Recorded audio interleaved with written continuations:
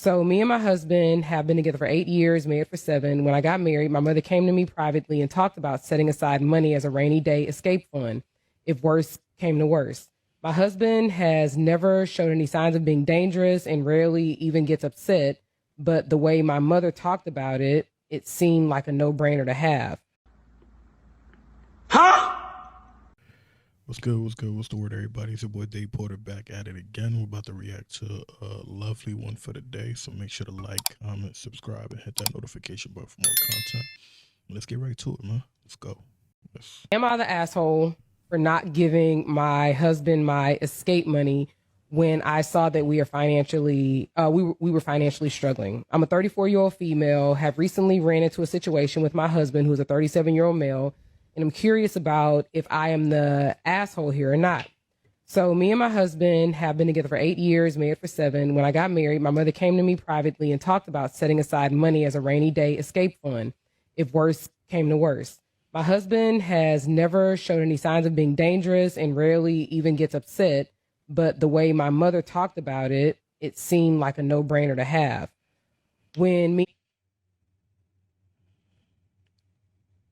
She got an evil mom. Oh, for it. Any mom that gave you that kind of advice, no funny. She evil. Like you can hear the lady saying that. Actually, this is not her story. She's basically reading the story from someone else who sent it to her. So you can hear her basically saying that the lady said that her mom basically told her to like save up some escape funds, just in case the relationship don't work. Like, who the hell seeks to have an escape fund? I mean, you know for a fact that okay, the relationship has been going good and great. The person's been treating you right, which she clearly states in this whole video, which is kind of strange. But let's keep playing, man. Let's keep it going.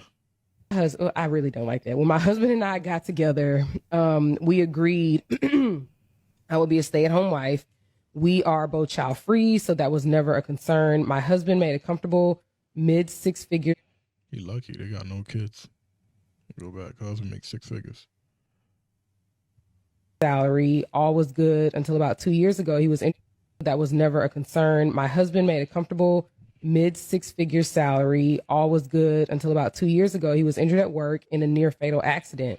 Between hospital bills and a lawsuit that we lost that ate up nearly all of our savings, I took a part-time job while my husband was recovering. But when he fully recovered, we transitioned back into me being unemployed, as my husband insisted that it was his role to provide. He currently is working 2 full-time jobs and Ubers on his off days to keep us afloat. Here is where I might be the asshole. I do all of the expense management and have continued to put. He lets her manage the money. We're going to touch on that exactly, man. That part with letting people manage the money. But we're going to get right to it. Let's keep playing, but we're going to get right into that part right there. Like, my dad has taught us that. My dad and our mom actually taught us about that. Money into my escape account, although I significantly decreased from $750 a month to just $200 a month. My husband came home exhausted one night and asked about downsizing because of stress of work. Go back. I think she basically said that the husband was giving her an allowance, I guess, and not only that, she was basically managing all the accounts.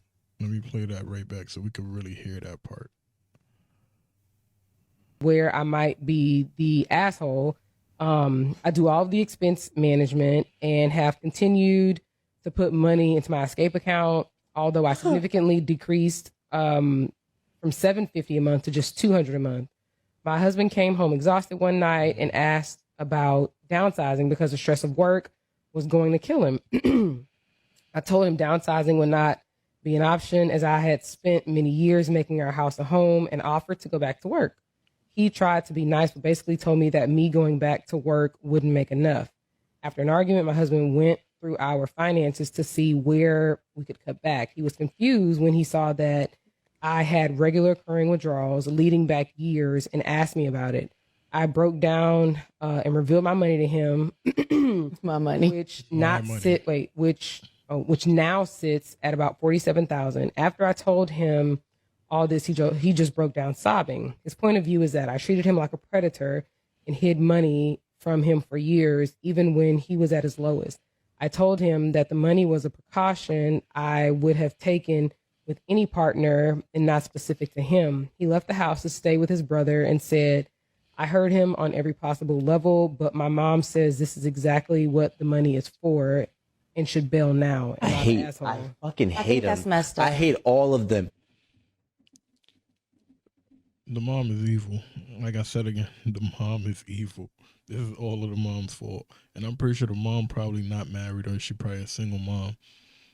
She don't got nobody. The mom probably wasn't able to ever maintain a stable relationship. And people like that are the ones who mess up people's situation, man.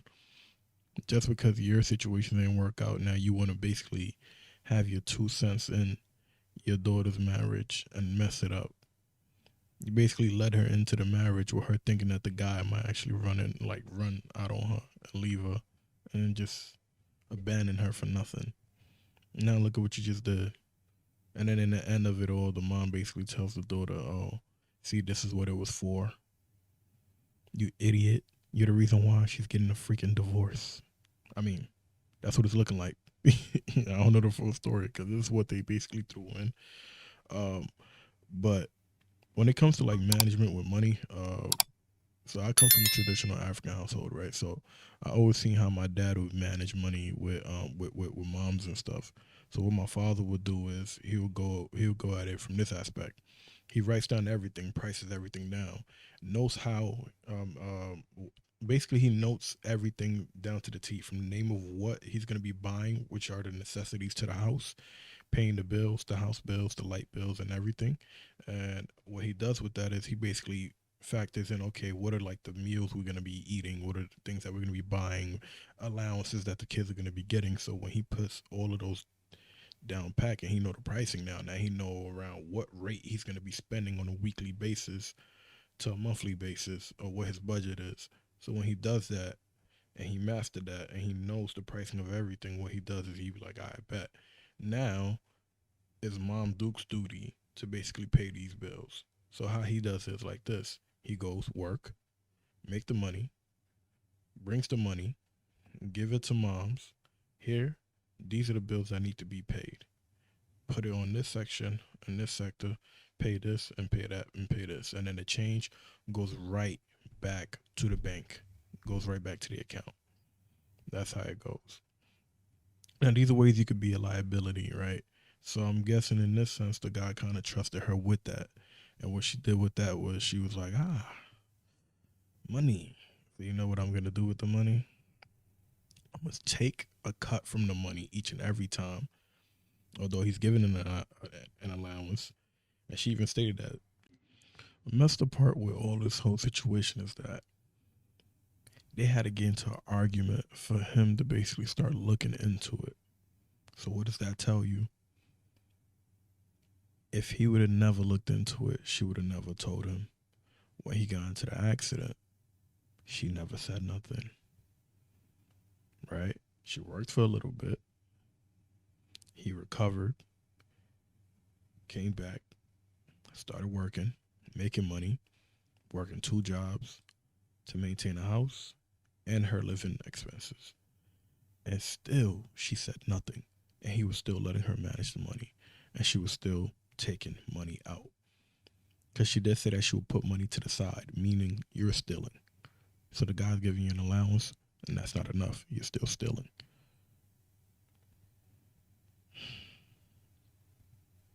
It's an evil world we live in, man.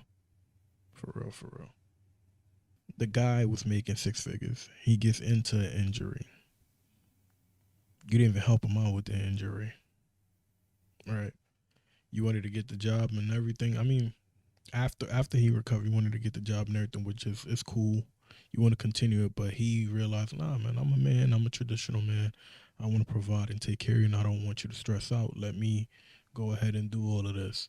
You've been saving the money this whole time since y'all got into a relationship. This whole time. Not telling him. And it wasn't even like it was your money. It was his money that he had you manage. While y'all were married, you weren't working. He was giving you all this money. You didn't even trust him. you were basically planning out your escape. So that's a sign of betrayal. Any person who tells you, "Oh, not save this amount of money just in case this don't work out," 9 times out of 10, they already just bounding you for failure. That's really what it is. And you got to look closely into these people's lives. Are they in a relationship? Are they married? That's giving you these long-term advices and stuff like that. Always pitching out negative things. And if you really look at it, a lot of people that don't have no one by their side are always quick to push out the negative things because they're not able to keep anybody. So what you think they're going to do? Misery really loves company. Have you ever been in one of them situations where, like, how do I say it? We all done passed and failed exams in schools, right? It's always a group or a set of people that are like this. When they fail an exam, like in New York, we used to take something called a Regents exam when we were in high school, right? And we used to see this happen all the time, even in college, right? So you see one person took the exam and failed, and they're just completely sad throughout the whole time, like, damn, I failed the exam. I really needed to pass this exam, right? And for some of them, they be crying, pure exhaustion and everything, yo, like just sad, crying. And then when they see one of their friends also come on, and then that friend says, "Oh, yeah, I failed," they're like, "Damn, bro, we both failed." Then when the third person comes, "Yo, I failed," they're like, "You know what, man? It's all right, man. Both of us failed, so it ain't nothing biggie, man. You know that happens." So they start to like basically regularize, like normalize that whole situation and be like, "Nah, man, we good. Although we failed, we all failed together." They don't want to be lonely in their situation. They don't want to be lonely and miserable. So if they see other people who's also lonely and miserable in no situation where they failed in something, they would encourage it. They encourage it only for the sole purpose. It's only for the sole purpose of them basically justifying their actions and the things that they do that they know is not valid. So you know what they're gonna do? They're gonna pour it out to you. They were single. They wasn't able to keep a man. So what you think they're gonna say to you? What you think they're gonna do with you? They're gonna tell you, "Oh, you don't need no man." All that stuff that they saying is just to justify their wrongs that they've done in their past, and all they doing is ruining your future. And that's the easiest thing that they will do. And a lot of older women do that to a lot of younger women. They will tell you, "Oh, nah, don't worry. Your 20s are your years of fun, and your years of dying around and shaking your nyash and opening the kuntus to every dude to come in and out of." They tell you that. They gonna tell you, "Hey, party around, get crazy, get lit, do mistakes." Not knowing that, yo, you're ruining yourself for the rest of your life. And they've done it already. They just want more company. And you know what's this crazy, sad part about this whole situation is? These same people that are encouraging a lot of y'all to move in these manner too, they will fuck the same guys that they're making you run away from in a heartbeat. And they ruin it purposely so you could leave so that they could take your place. And a lot of y'all fall for it, man. Y'all have no clue. Y'all just falling for it. You know what I mean? Look at that. A mom basically led her daughter into a divorce, basically. That's how I see it. If I was him, that's it. If I was that guy, that's it. Divorce, we ain't never getting back together. It's not happening. You gotta go. I got into an injury at work that caused me not to be able to really work for 2 years. I had to spend a lot of my money, not your money, but my money on lawyers and fees. And on top of that, my health, to the point that I lost a lot. Then I recover and start working again. And at the same time, I find out that you've been mismanaging my money and also pocketing a lot of my money and pushing it onto the side as an escape fund for you to leave me whenever things don't work out. That's wrong. Her mom is wrong. Her mom is foul. Some of y'all need to keep these evil parasites away from your damn great situations, bro. It's just that simple. Me and mom's is me and mom's. It's not yours. You mind your business and stay the hell up out of our business. If you don't have our best interests at heart, you got to stay the hell away. I don't care if you're my mother-in-law, father-in-law, sister-in-law, aunt-in-law, my brother, my sister. If you don't have my best interests at heart, shut the fuck up. And that's what she should have did. That's what she should have said to her mom. Any woman who do this is foul. Any woman who co-sign that behavior is foul. And any of y'all who support this, you foul. You're evil. You're spiteful. That's what it is, man. People need to start waking up and stop letting these kind of situations basically take over them and ruin their life. Literally. And now look at this guy right now. He probably scarred for the rest of his life. He couldn't even stay in the crib. He had to leave because shit got crazy. He had to leave. What else is next? And thank God he didn't have kids. Thank God he didn't have kids, because he would have been trapped for another 21 years. Now look, you get to escape. Listen, my brother, I wish the best for you. Please let us know what y'all think about this video, man. This video is wild. But thank you very much for tuning in. Make sure to like, comment, subscribe, and hit that notification button. Thank you, and